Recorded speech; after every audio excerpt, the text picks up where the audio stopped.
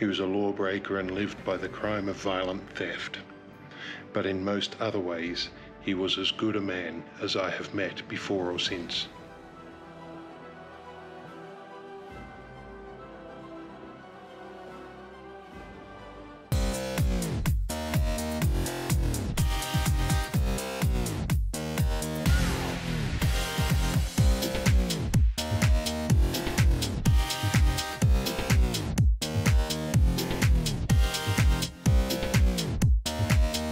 G'day folks, welcome back. My name's Simon.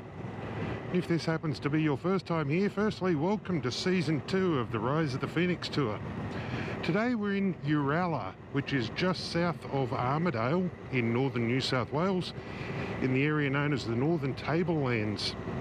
And we're here today because of the man that is shown on that statue.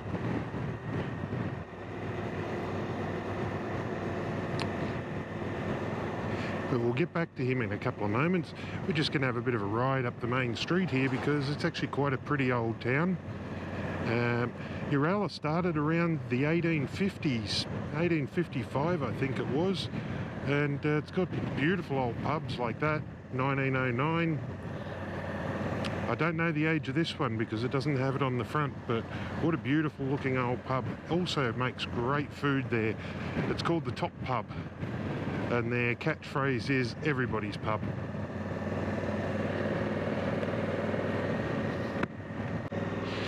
So that man on the statue there is another bushranger. And seeing as I've got a bit of a thing with bushrangers and following their stories, thought I'd follow a bit of his while we're here. So we're pulling up at the McCrossins Mill Museum. Actually, let me just show you this building up here. It's kind of cool. I saw it last night or the night before, I don't know. This building on the right here is the Literary Institute of 1886. And I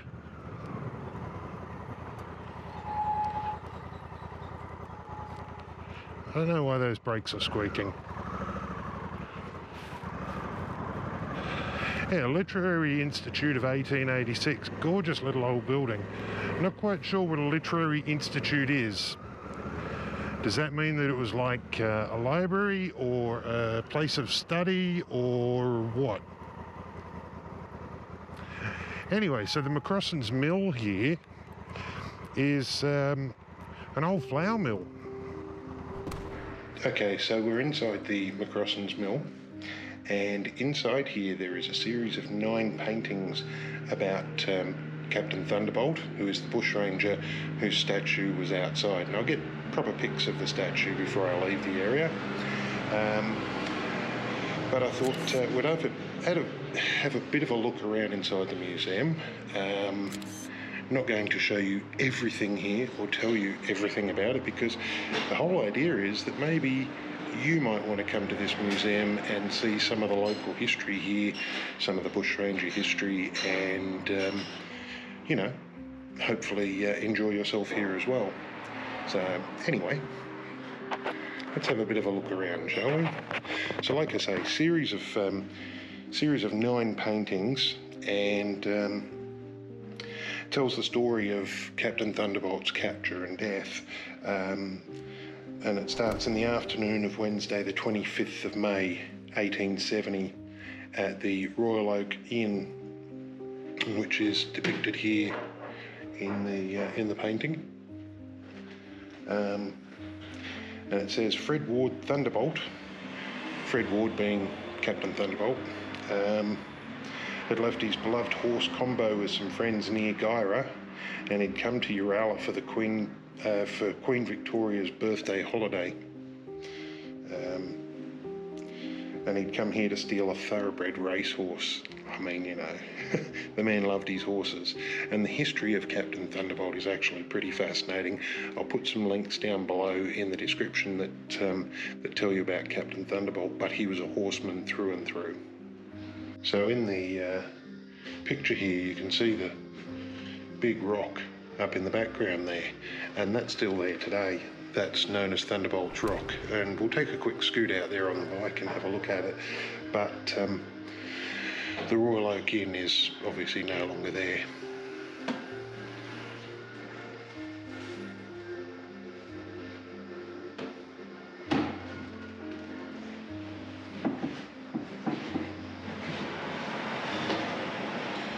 This here is another view of Thunderbolt's Rock and the Royal Oak Inn.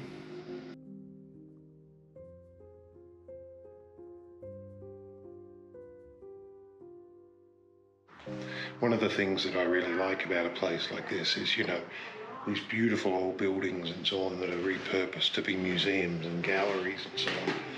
I mean, look at the size of this beam here. I mean, okay, oh, the paint's a bit flaky. Absolutely beautiful old building. And clearly the doorways were not made for people my height.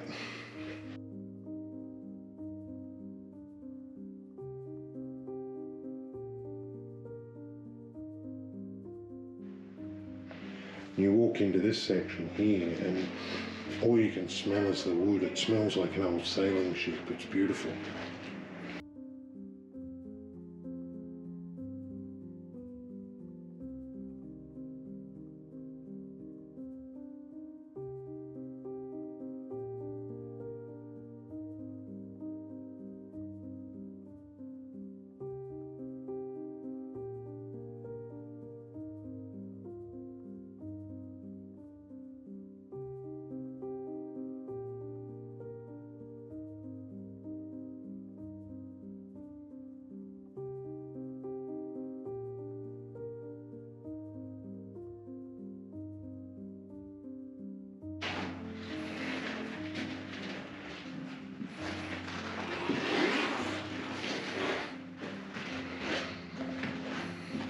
New Gold Mountain, the Chinese at Rocky River.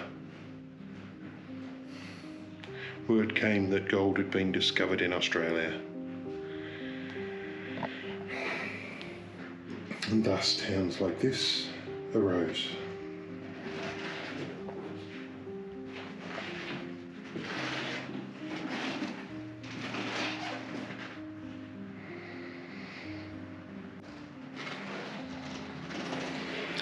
A cradle for sieving the gold flakes out of the rock.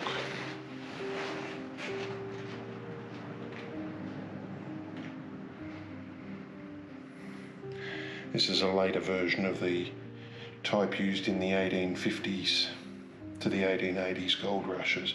By rocking the cradle from side to side and adding water, the smaller pieces of dirt, rock and gold are washed through the sieve top and can be emptied out.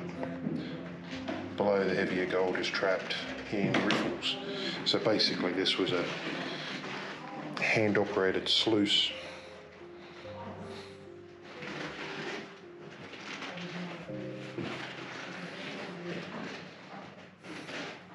Always interesting, there's a staircase to nowhere.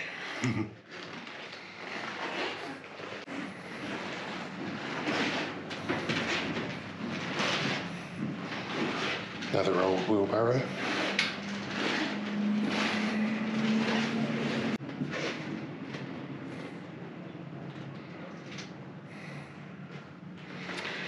A miner's tunnel. Section of miner's tunnel at Rocky River. In 1995, these pieces, including the shovels, were dredged up from about 30 metres below the surface. The structure is made of split hardwood slabs assembled with crude mortise and tenon joints. And this ladder was just fashioned from a split slab of hardwood. That would be a hell of a life, crawling around in tunnels that big to dig for gold.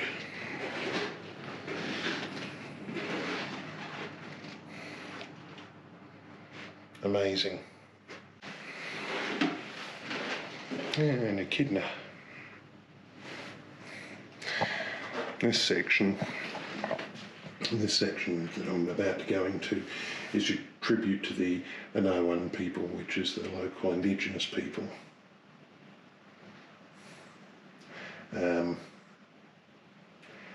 Yeah, and they'd been in this area for 30,000 years before John Oxley, the explorer, came to the area.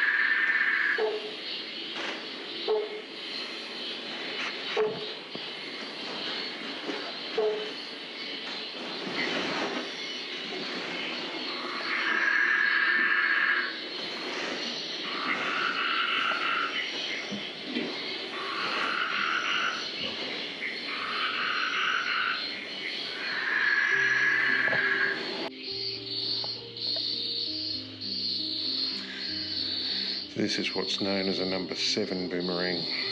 They weren't designed to come back like the boomerangs that everyone knows in the rest of the world. These were designed to literally be thrown to knock an animal either stone cold dead or to stun it enough for them to be able to run up and then club it to death.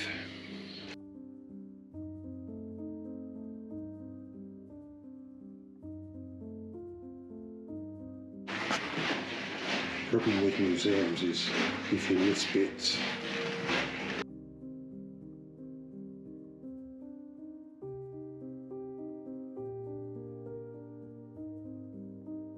This is temple priest He Lun, the adopted brother of a man called Quinn Jack. He officiated in the Joss House in Tinga from 1874 to 1909. He's dressed in the uniform of a Manchu dynasty official of middle rank. Thunderbolt, life and legend. He was a lawbreaker and lived by the crime of violent theft. But in most other ways, he was as good a man as I have met before or since. William Monckton, 3 years with Thunderbolt, 1905.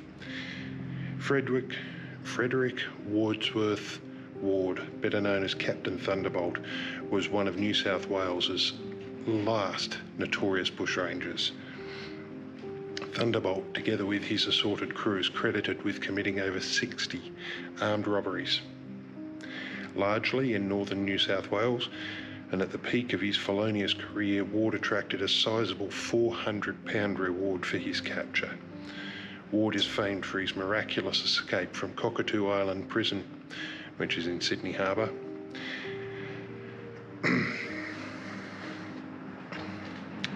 renowned for his intimate knowledge of New England bush and praised for his extraordinary horsemanship. Thunderbolt is also remembered for his good manners, civility, and even acts of generosity. Such traits won him many supporters. The prison key here is reputedly the key from Fred Ward's solitary confinement cell on Cockatoo Island. And this beautiful, beautiful pocket watch here, which is actually quite large, was stolen from a Wilkinson Co. coach driver by Thunderbolt, who, at the driver's request, promptly returned it.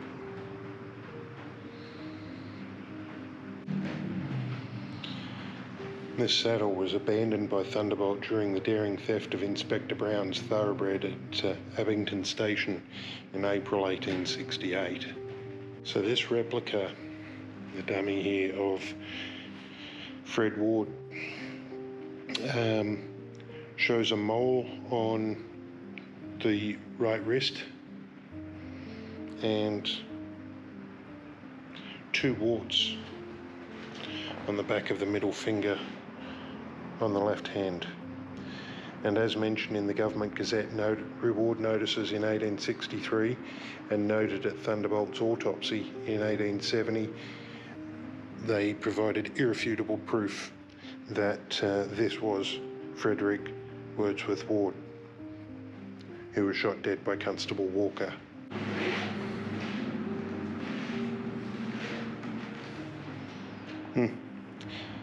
So this table here is the original table onto which Thunderbolt's body was displayed to the public at Uralla Courthouse in May 1870.